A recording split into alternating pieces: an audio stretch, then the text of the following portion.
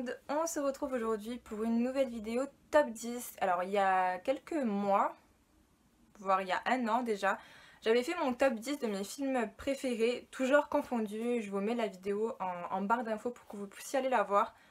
Depuis, mes goûts ont un petit peu évolué, certains sont sortis du top, d'autres se sont rajoutés, certains ont changé de place, etc. Donc j'ai jugé bon d'en refaire un top 10, voilà. Si ça vous intéresse de faire votre top 10 en commentaire et de me mettre vos films préférés pour que je puisse en découvrir de nouveaux, n'hésitez pas à me les mettre en commentaire, ça me fera grand plaisir de voir vos films préférés à vous. Donc on démarre tout de suite de la 10e position à la première. Donc en 10e position, on retrouve un film que j'ai beaucoup aimé durant mon enfance. Donc c'est pour ça qu'il est en cette 10e position, c'est surtout un peu le côté nostalgie qui joue. C'est le film Hook ou la revanche du Capitaine Crochet avec le regretté Robin Williams que j'affectionne toujours autant que quand j'étais petite. Je trouve que la fantaisie autour de ce film, le côté enfance, le côté aventure, il est très bien mis en avant. Les effets visuels étaient déjà très poussés pour l'époque et je trouve qu'ils n'ont pas du tout vieilli. Voilà, il y a des scènes juste exceptionnelles. La scène du repas imaginaire, elle est juste trop cool. Les répliques de ce film, elles sont magnifiques. Et je verse toujours ma petite larme quand il y a une certaine mort à la fin du film. Je vous en dis pas plus pour ceux qui ne l'ont pas vu. Mais vraiment, je vous conseille de regarder Hook. C'est juste un film exceptionnel à voir en famille. En 9e position, j'ai mis Dirty Dancing.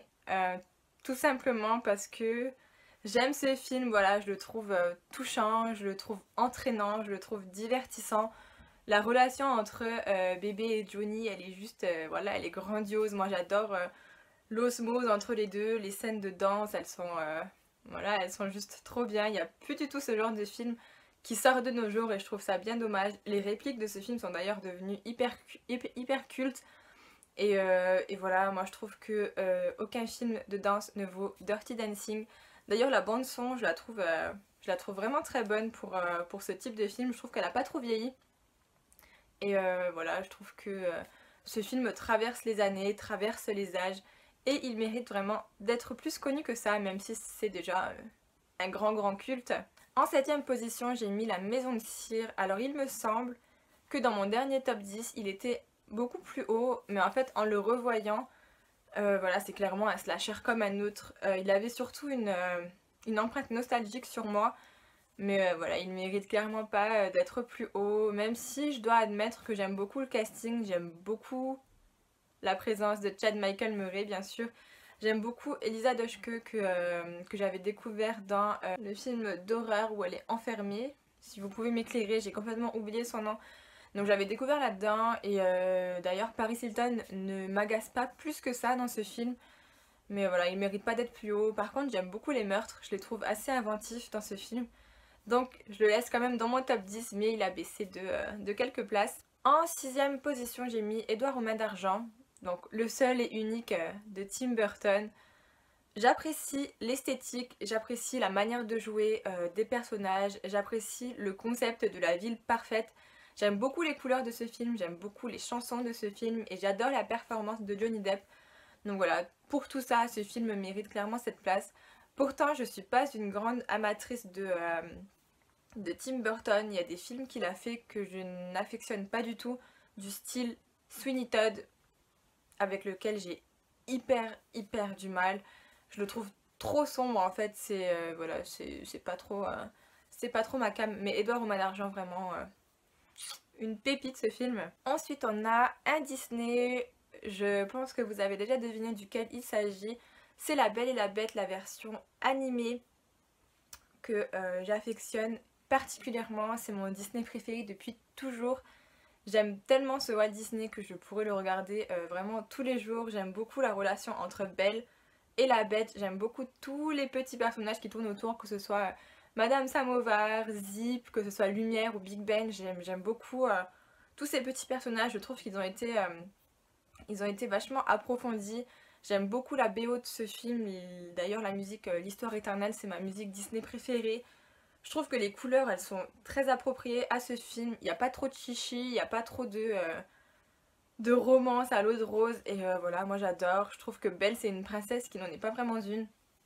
Et c'est pour ça que La Belle et la Bête est dans ce classement. En 5e position, un thriller horrifique, un des tout premiers du genre. J'ai mis Psychose de Alfred Hitchcock que j'ai découvert il n'y a pas si longtemps que ça, il y a peut-être 2-3 ans. Et j'ai tout bonnement adoré, je m'attendais pas du tout à apprécier un film en noir et blanc premièrement. Et je m'attendais pas du tout à apprécier un film qui est aussi vieux, si je puis dire ça comme ça, même si tout est relatif. Je trouve que c'est un excellent acteur. Je trouve qu'il a une prestance, qu'il a une carrure et un charisme qui font défaut à beaucoup d'autres acteurs. Voilà, je trouve que la scène de la douche, elle est juste mythique et j'aime beaucoup tout ce qui tourne autour de ce personnage et tout ce qu'ils ont fait en dehors de ce film du type la série Bates Motel que j'ai tout particulièrement adoré, qui m'a encore fait plus aimer le film, même si du coup ils ont rien en rapport un avec l'autre. Je trouve que ça, le fait de savoir tout ce qui s'est passé dans la vie de Norman Bates avant, dans la série, me fait aimer le film. Alors je sais pas si vous avez vraiment tout compris, mais voilà, moi j'adore Psycho, c'est mon Hitchcock préféré et je pense que ce film restera dans mon top 10 pendant encore de nombreuses années. Ensuite, en quatrième position, on a The Faculty. Alors, il me semble qu'il était plus bas la dernière fois dans mon classement, mais je l'ai revu plusieurs fois depuis et je me lasse toujours pas de le regarder, donc c'est surtout en fonction de ça que je fais le classement. Si un film m'emmerde, on va dire, au bout du deuxième ou troisième visionnage, il dégage, mais celui-ci, j'ai toujours autant l'envie de le regarder. Je trouve déjà que le casting, il est juste parfait. J'aime beaucoup, beaucoup la composition des adolescents. Je trouve qu'il n'y en a pas un qui sort du lot en négatif. Ensuite, les profs, voilà, ils sont juste exceptionnels. Je trouve que leur façon de jouer, leur façon de se déplacer, elle est très réussie. L'école en elle-même, voilà, elle est sympathique. J'aime beaucoup voir leur évolution à l'intérieur de ce lycée. J'avais aimé chercher à mon premier visionnage qui était cette fameuse mère extraterrestre. Et voilà, moi j'adore ce film, j'adore le concept. Je trouve que pour l'époque, c'était plutôt bien exploité et puis voilà, j'aime beaucoup ce qu'ils en ont fait. Le divertissement est présent de la première à la dernière minute. Et moi j'adore, voilà, c'est tout le concept que j'aime et c'est pour ça que The Faculty est dans cette position-ci. Ensuite, on arrive en troisième position. Alors les trois premiers, ce sont des films qui ont su toucher quelque chose en moi. Alors le 3 et le 2, ce sont des films qui m'ont clairement fait pleurer.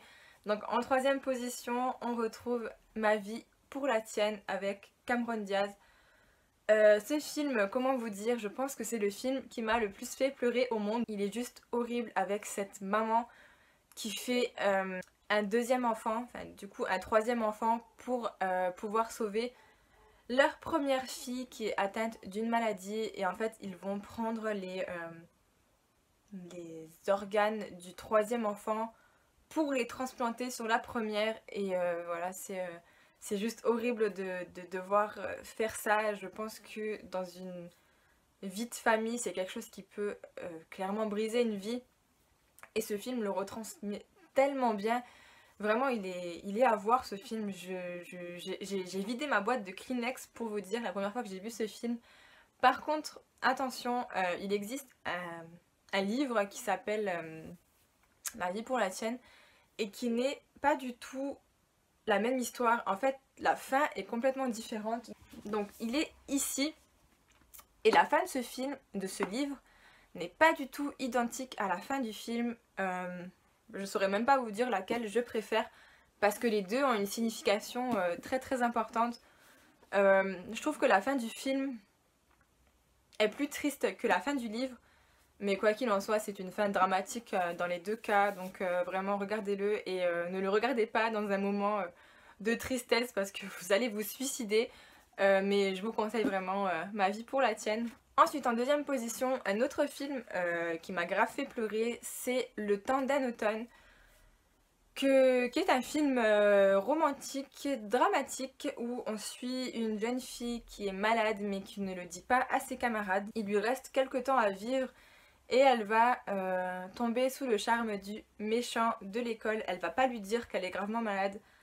Et elle va avoir un peu des réticences au début avant de se lancer dans cette relation. Finalement, elle va se laisser aller. Elle va lui dire qu'elle est gravement malade. Voilà, je vais pas vous spoiler plus que ça, mais ce film est d'une tristesse à mourir. Et c'est un peu teen movie sur les bords. Il y a l'excellente Mandy Moore qui joue dedans. Et je trouve que Mandy Moore, elle apporte un gros plus à ce film. Elle a une douceur et une simplicité qui est très rare chez les actrices de nos jours. Et voilà, c'est pour ça que j'aime ce film. Le final, voilà, il est tellement triste, tellement émouvant. Pareil que pour ma vie, pour la tienne, prenez vos mouchoirs, je pense que vous allez en avoir besoin. Et le numéro 1 de ce classement, c'est le même numéro 1 que pour mon classement dernier, c'est le film Écrire pour exister. Parce que ce film, en fait, je lui trouve aucun défaut. Alors c'est simple, il est parfait à mes yeux, je trouve qu'il a une excellente morale. Je trouve que les acteurs sont tous très bons. Je trouve que la diversité des personnages de ce film, elle est très bien mise en avant. Et le fait que le film soit tiré d'une histoire vraie, je trouve ça encore plus beau. Donc c'est l'histoire d'une prof qui va venir enseigner dans un lycée très difficile où à l'intérieur de sa classe, il y a des ethnies de toutes les zones. Et elle va leur inculquer les bonnes valeurs et comment vivre ensemble dans cette classe. Et voilà, on va partir d'une classe très difficile à une classe juste magnifique. Et moi j'ai adoré l'évolution de ce film. Comment une seule personne peut réussir à changer le monde. Il y a beaucoup de culture dans ce film. Voilà, on parle du journal d'Anne Frank, on parle de certaines guerres, on parle de certains livres. Et moi j'ai adoré, voilà, je trouve que la culture dans un film c'est ce qu'il y a de plus beau. Et c'est pour ça clairement que Écrire pour exister est à ma première position et je pense qu'elle le restera toute ma vie ou si ce n'est dans mon top 3. Donc voilà, le top 10 est terminé, j'espère qu'il vous aura plu. N'hésitez pas encore une fois à me dire en commentaire votre top 10 à vous et n'hésitez pas à me suivre sur les réseaux sociaux. Ils sont tous en barre d'infos. Je vous fais à tous de gros bisous et je vous dis à bientôt. Ciao ciao.